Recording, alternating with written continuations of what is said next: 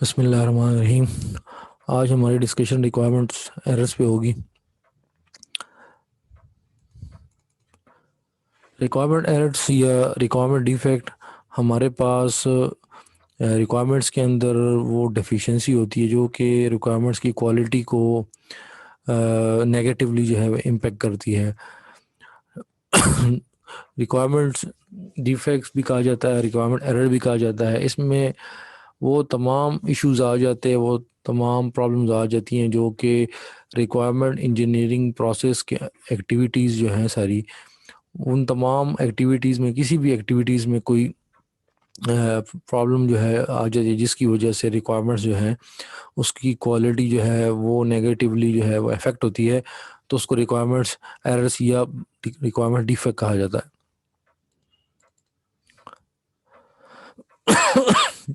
हमारे पास requirements errors या omissions भी बात वक्त कहा जाता है। ये हमारे पास ड्यूरिंग रिक्वायरमेंट इंजीनियरिंग प्रोसेस जो है ये जो रिक्वायरमेंट डॉक्यूमेंट्स हमारे पास बनते हैं उसमें मुख्तलिफ तरह से जो है वो एरर्स जो हैं वो उसका हिस्सा बन जाते हैं। और अगर उनको रिमूव ना किया जाए तो वो एरर्स जो हैं वो हमारे पास जो फर्दर जो हमारे पास फेजेस हैं सॉफ्टवेयर डेवलपमेंट के, जिसके अंदर सॉफ्टवेयर डेवलपमेंट लाइफ साइकिल के, जिसके अंदर डिज़ाइन है, कोड है और फिर उसके बाद यूज़र मैनुअल्स हैं, फिर ये जो है उसका हिस्सा भी बन जाते हैं। क्योंकि हमारे पास डिज़ाइन सॉफ्टवेयर को जो है वो बनता है on the basis of requirements, और इसी तरह से फिर जो कोड है वो भी on the basis of design होगा। तो वो हमारे पास क्योंकि फ्रॉम द स्टार्ट रिक्वायरमेंट्स के अंदर जो है वो एरर्स हैं, तो उस वजह से वो डाउन स्ट्रीम तमाम फेजेस में वो जो है इफेक्ट उसका जाएगा। हमारे पास अगर हम रिक्वायरमेंट्स को शुरू में इनिशियल रिक्वायरमेंट्स इंजीनियरिंग प्रोसेस के अंदर उसको हम डिटेक्ट नहीं करते तो ये बड़ा मुश्किल हो जाता है कि जो फर्दर जो सब्सीक्वेंट फेजेस हैं सॉफ्टवेयर डेवलपमेंट लाइफ साइकिल के, वहाँ पे उसको डिटेक्ट करना बहुत मुश्किल हो जाता है। और इसी तरह से मुश्किल के साथ साथ वो एक्सपेंसिव भी हो जाता है। अगर रिक्वायरमेंट्स एरर जो हैं उनको ड्यूरिंग रिक्वायरमेंट्स इंजीनियरिंग प्रोसेस जो है उनको डिटेक्ट ना किया जाए तो जो सब्सीक्वेंट फेजेस हैं सॉफ्टवेयर डेवलपमेंट लाइफ साइकिल के, वहाँ पे उसका एक्सपेंस जो है वो 60 to 100% उसका एक्सपेंस आ जाता है, उसकी कास्ट आ जाती है उसको एलिमिनेट करने के लिए। यहाँ पे स्क्रीन पे आपको सॉफ्टवेयर डेवलपमेंट प्रोसेस जो है, जो कि बेसिकली हमारे पास मिल स्टैंडर्ड है, मिल स्टैंडर्ड है 2167A। ये जो है उस स्टैंडर्ड के मुताबिक जो सॉफ्टवेयर डेवलपमेंट प्रोसेस है, जिसके अंदर हम आपको नज़र आ रहा है डिफरेंट एक्टिविटीज़ नज़र आ रही हैं। इनिशियली आपको सॉफ्टवेयर रिक्वायरमेंट्स हैं, फिर उसके बाद आप देखें फर्दर सेकंड फेज़ जो है वो प्रीलिमिनरी डिज़ाइन है। तो इसी तरह से फिर थर्ड फेज़ जो है वो डिटेल डिज़ाइन, और फिर उसके बाद डिटेल डिज़ाइन के बाद कोडिंग है, कोडिंग के बाद फिर यूनिट टेस्टिंग है। ठीक है, फिफ्थ फेज़ जो है फिर उसके बाद सिक्स में इंटीग्रेशन एंड टेस्टिंग है, और इसी तरह से फिर सिस्टम टेस्टिंग, और फिर इसके बाद डिलीवरी सिस्टम की डिप्लॉयमेंट है, उसके बाद मेंटेनेंस फेज़ है।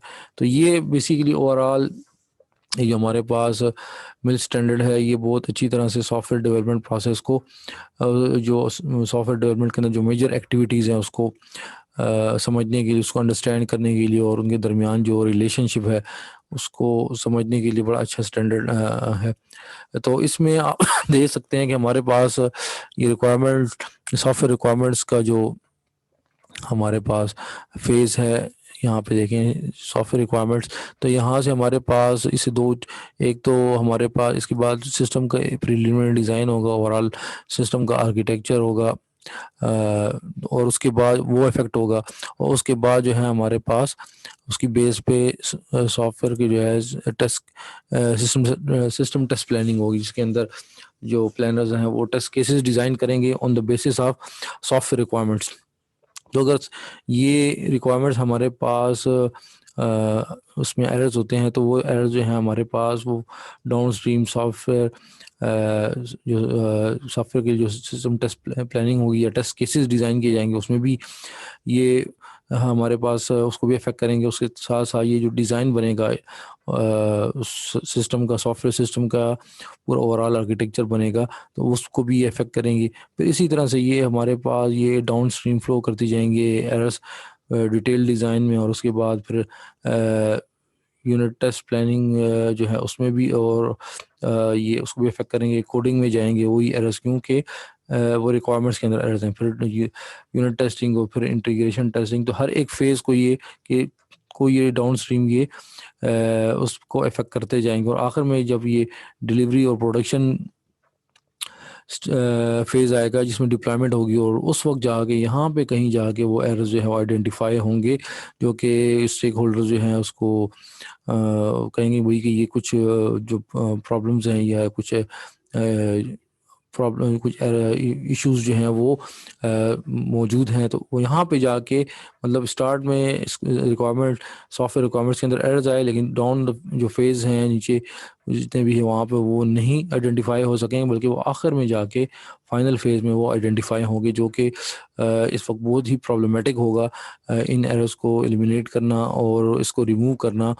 तो इसके लिए रिवर्क करना पड़ेगा, और जैसे कि आपने बात की कि इसका एक्सपेंस जो है वो 62 हमारे पास 100% इसका जो इसकी कास्ट जो है बढ़ जाती है।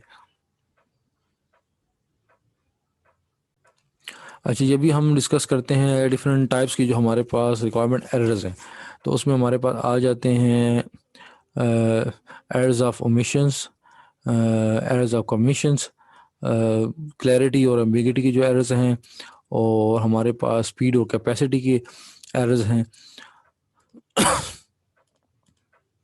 तो हमारे पास जो एरर्स ऑफ ओमिशंस होते हैं ये बेसिकली वो एरर्स होते हैं कि अक्सर जब रिक्वायरमेंट गैदरिंग होती है तो उसके अंदर जो डोमेन एक्सपर्ट्स हैं वो बहुत सारी इंफॉर्मेशन जो है वो जो कि डोमेन नॉलेज होता है उसको रिक्वायरमेंट इंजीनियर्स को बताना जो है वो बता नहीं सकते, क्योंकि वो ये समझ रहे होते हैं कि भाई ये तो एक इम्प्लिसिट नॉलेज है जो कि हर किसी को पता है, इसको बताने की ज़रूरत नहीं है। लेकिन क्योंकि जो रिक्वायरमेंट इंजीनियर्स होते हैं वो डोमेन एक्सपर्ट नहीं होते, तो हो सकता है कि इसमें कोई इन्फॉर्मेशन मिस हो जाए। तो इस किस्म की जो इन्फॉर्मेशन या जो एरर्स आएंगे रिक्वायरमेंट्स के अंदर, उनको एरर्स ऑफ ओमिशन कहते हैं। उसके बाद हमारे पास आ जाते हैं एरर्स ऑफ क्लैरिटी और एम्बिगिटी। क्योंकि हमारे पास जो सॉफ्टवेयर रिक्वायरमेंट इंजीनियरिंग प्रोसेस है उसके अंदर जो रिक्वायरमेंट्स गैदरिंग होगी उसमें नेचुरल लैंग्वेज को यूज़ किया जाता है।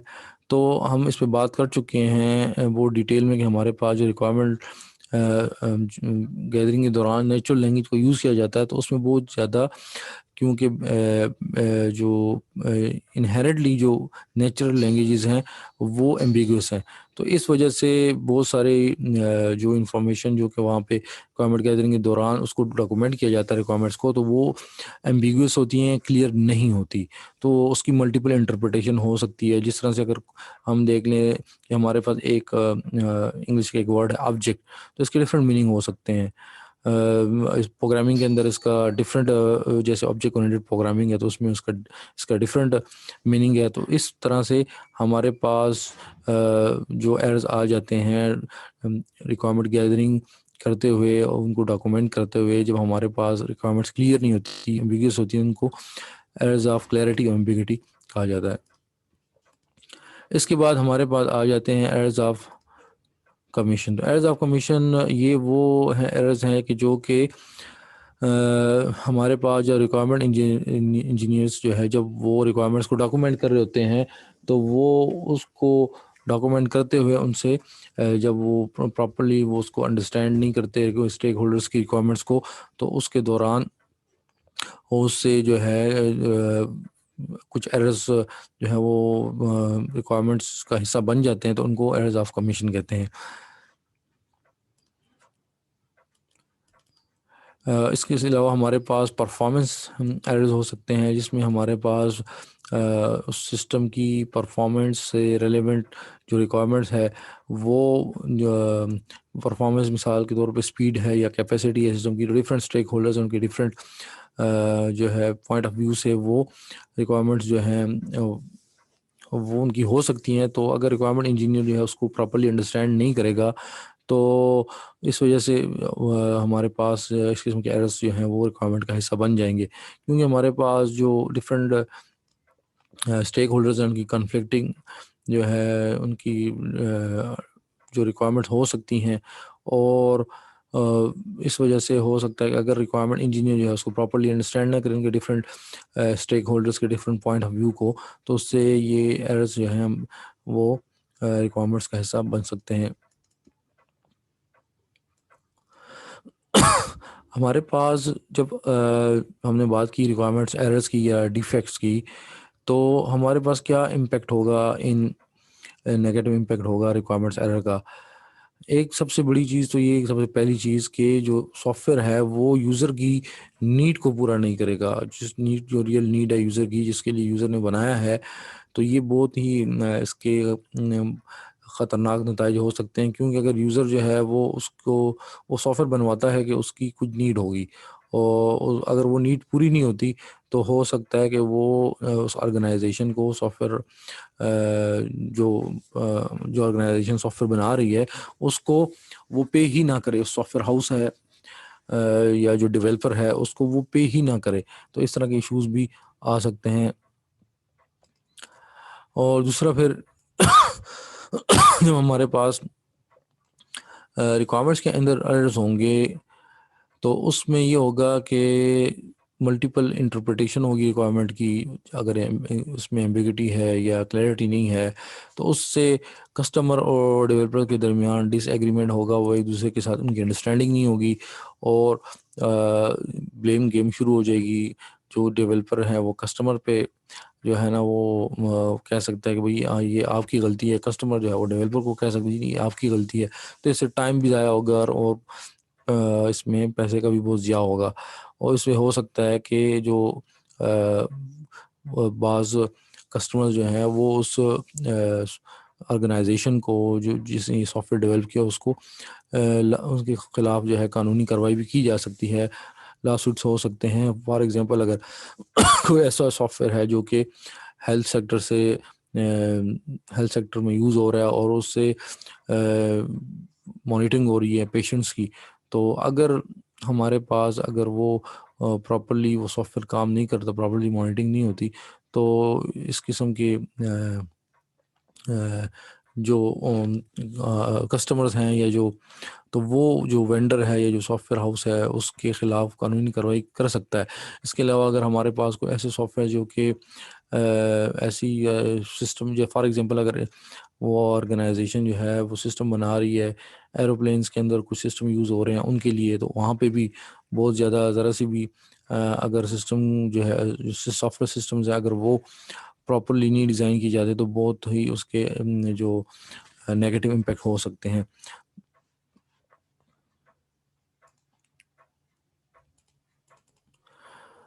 अच्छा हाँ, इस जो हमारे पास इसके नेगेटिव इम्पैक्ट होंगे इंसानों पे, एक तो ये कि हमारे पास जो कस्टमर्स होंगे और डेवलपर्स होंगे वो दोनों सेटिस्फाइड नहीं होंगे। कस्टमर किस तरह से सेटिस्फाइड नहीं होगा कि सॉफ्टवेयर जो है वो उस जो यूज़र की नीड्स है अगर उसको पूरा नहीं करता तो कस्टमर जो है वो फेड अप हो जाएगा। वो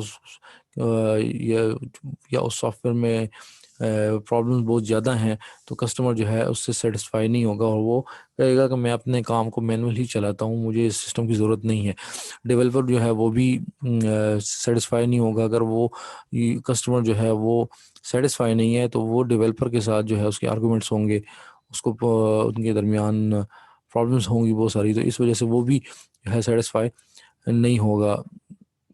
डेवलपर्स ने क्यों एफर्ट की होगी लेकिन क्योंकि रिक्वायरमेंट्स डिफेक्ट्स की वजह से सिस्टम जो है प्रॉपर्ली बना नहीं होगा, तो इस वजह से इस डेवलपर्स भी जो है से बहुत इफेक्ट होंगे।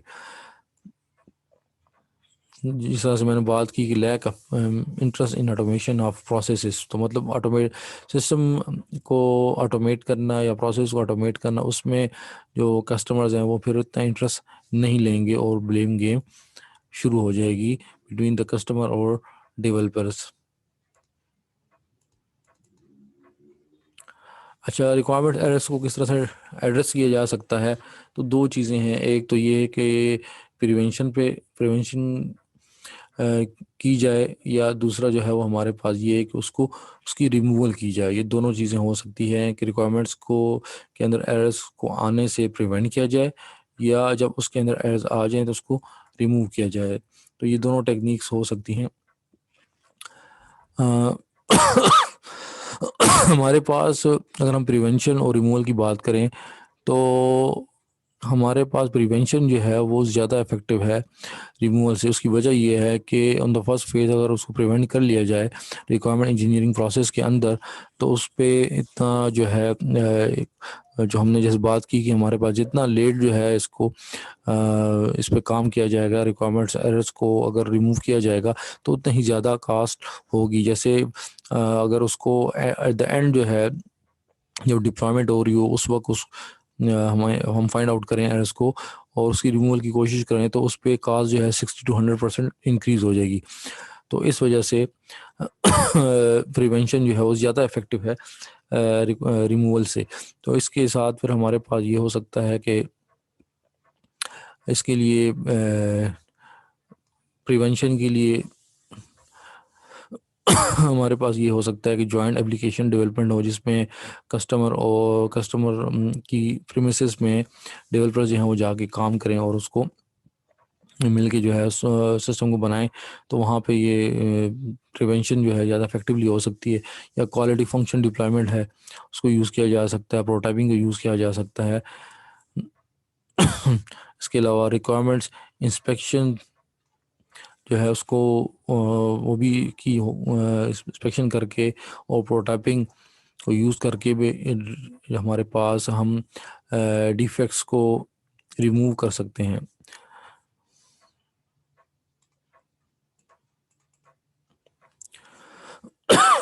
तो हम बात करेंगे डिफेक्ट प्रिवेंशन पे। डिफेक्ट प्रिवेंशन का मतलब ये है कि हम ये कोशिश करें कि हमारे पास रिक्वायरमेंट्स के अंदर हम डिफेक्ट को आने ही ना दें। जो डिफेक्ट्स हैं या एरर्स हैं वो रिक्वायरमेंट्स डॉक्यूमेंट का हिस्सा ही ना बने। तो ये किस तरह पॉसिबल है? तो ये हमारे पास एक तो ये कि इसका एक ये है कि एक एप्लीकेशन डोमेन की अंडरस्टैंडिंग जो है, इसको ये पहला स्टेप है कि सबसे पहले तो जो है सबसे ज़्यादा कोशिश जो रिक्वायरमेंट इंजीनियर्स जो हैं उन्होंने ये करनी है कि वो एप्लीकेशन डोमेन की ज़्यादा से ज़्यादा अंडरस्टैंडिंग करें और जो बिज़नेस एरिया है उसको ज़्यादा से ज़्यादा अंडरस्टैंड करें। तो ये पहला स्टेप है डिफेक्ट प्रिवेंशन के अंदर। इससे जो है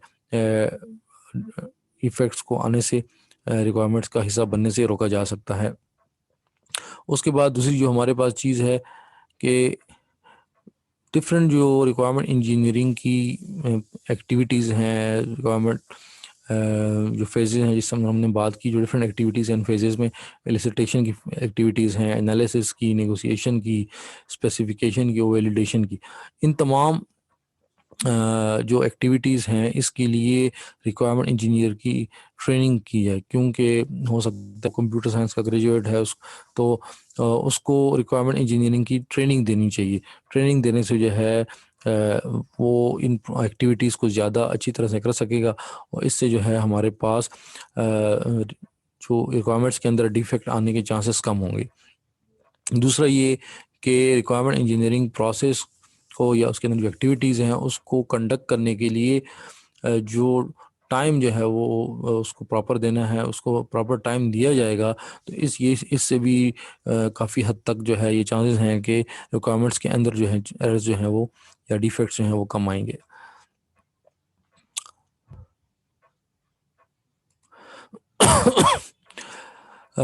उसके बाद कि जो हमारे पास डिफरेंट स्टेक होल्डर्स हैं, अगर वो विलिंग होंगे और वो एक्टिवली पार्टिसिपेट करेंगे डिफरेंट जो एक्टिविटीज़ हैं रिक्वायरमेंट इंजीनियरिंग की। इस तरह हमने जॉइंट एप्लीकेशन डेवलपमेंट की बात की कि जिसके अंदर या जो स्टेक होल्डर्स जहाँ पे हैं, जो कस्टमर के प्रीमिसेस है, वहाँ पे टीम जाके मिल के जो है वो डेवलपमेंट करते हैं, या जो डेवलपमेंट टीम जहाँ पे उनकी प्रीमिसेस में ये दोनों जो स्टेक होल्डर्स हैं और जो डेवलपर हैं वो मिल के काम करते हैं, तो उससे जो है रिक्वायरमेंट्स के अंदर एरर्स आने के चांसेस बहुत कम हो जाते हैं। तो ये भी एक टेक्निक है जो बहुत इफेक्टिव है डिफेक्ट प्रिवेंशन के लिए।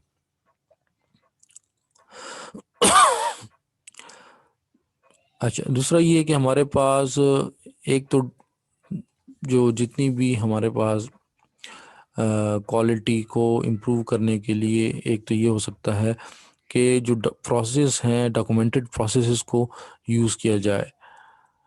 जो डॉक्यूमेंटेड प्रोसेस को यूज़ किया जाएगा, स्टैंडर्डाइज्ड प्रोसेस को यूज़ किया जाएगा, तो उससे ओवरऑल रिक्वायरमेंट्स की क्वालिटी जो है वो इम्प्रूव होगी और इस तरह से डिफेक्ट्स जो हैं वो कम होंगे।